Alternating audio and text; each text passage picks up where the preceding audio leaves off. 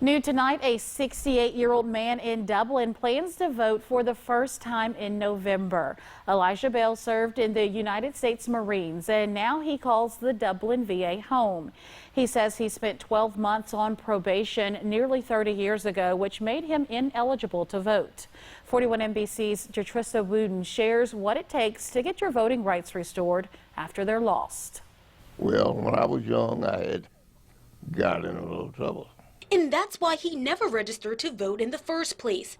68-year-old veteran Elijah Bell says growing up, he didn't care about politics. He says back in the late 80s, he was on probation for a year for drug-related charges.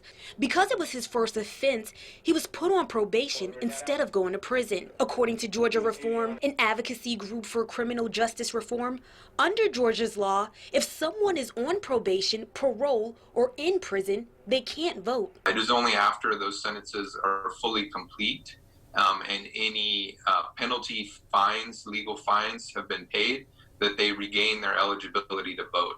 Ruppersberg says convicted felons do not have to pay to register or to vote, but they must re-register to vote. He says people who have been convicted and completed their sentence and still owe court fees may be eligible to vote once their probation or parole ends and they receive a certificate of sentence completion. They need to, register with the Secretary of State online like anybody else. When asked, can a convicted felon lose their right to vote permanently for a conviction in their past? Ruppersberg says no.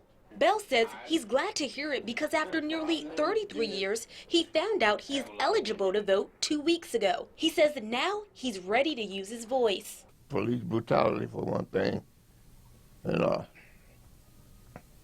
well, I'd like to see more health care for senior citizens and the black and brown race. Bell says he's looking forward to participating in the voting and election process over the next 2 months and shared this message he wanted everyone to hear. Just vote. Whoever you want to vote for, just get out and vote. In Dublin, Jatrissa Wooten, 41 NBC News.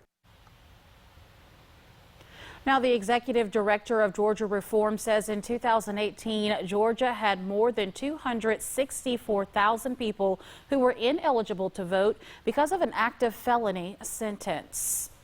And we want to remind you the registration deadline to vote in Georgia in November is October 5th. You can get registered by mail by visiting your local election supervisor's office, or you can go online to vote.sos.ga.gov.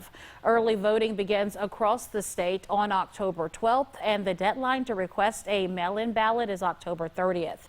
All mail-in ballots can be received by November 6th, as long as they're postmarked by Election Day, which is November 3rd.